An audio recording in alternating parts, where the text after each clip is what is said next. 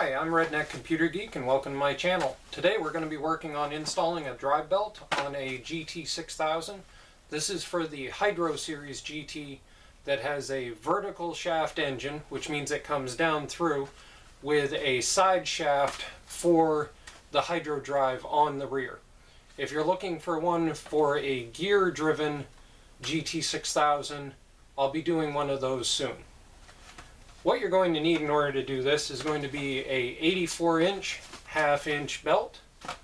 You can pick these up. I really recommend the PIX belts that are on Amazon, P-I-X. If you look them up, they're usually really cheap. The other thing that I recommend is if you go to Napa. Napa has 84-inch full Kevlar belts that are around $26. Unfortunately though, they're a little bit thinner than the PIX belts. I prefer the thickness of the blue PIX, as you've seen in many of my other videos if you check them out. But gotta do what you gotta do with what you get.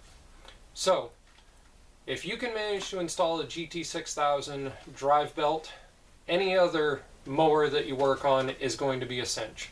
These just plain suck to do. So, let's get started.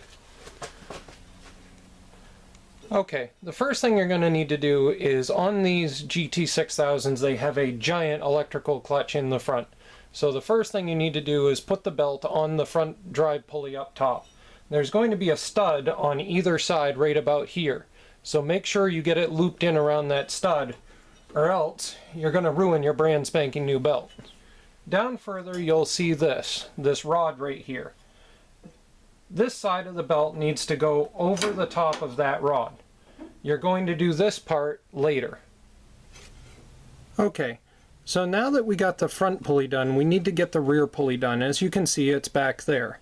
Now, this is your side that is on, if you were sitting on the tractor, it would be the right-hand side. This needs to go on, and it needs to go on with the wide side up. And it goes up and around the pulley.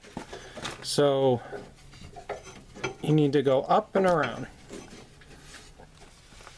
On the side, you will find that there is a hole on the side for pushing it through with in the frame, and then up and over the top, as you can see, like that. Now, once that's on, you're going to need to go to the front and you're going to need to put the idler pulley on the front, and then we will come back to this. Alright, so now we're back up front. This is our clutch and our drive pulley is in underneath that we mounted it to earlier. We're going to take this and pull it out and pop it into this idler pulley. And make sure you get it in around the guard pin that's right here. Now, if you remember the rod that we looped over before, now we have this side, and we need to take this and put it in to that piece of the rod. From here, we can go down and work on the clutch in the rear. This is where it's a good point to get somebody to help you and press the clutch down. You can do it yourself, but it's easier with two people. Okay, now that your idler pulley on the front is done, we need to do this one. You'll notice that there are tabs. There's one here and there's one in the back. You're going to need to pull it around and set it in underneath both of those tabs.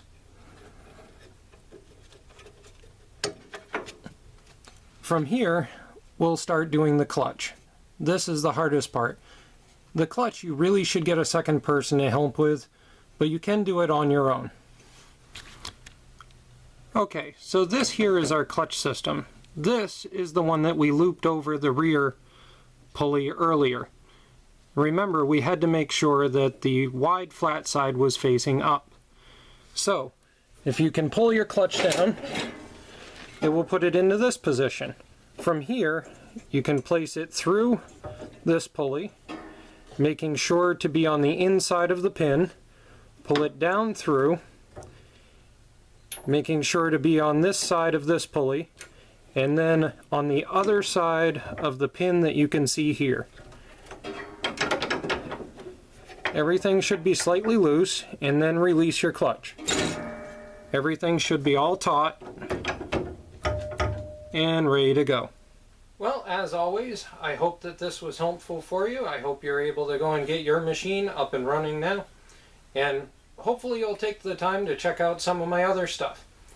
Occasionally on this channel, I'll work on different cars, vehicles, and when I really feel like being a good old-fashioned redneck, I go off-road mudding on my lawn tractor. But you know, everybody's got to have something.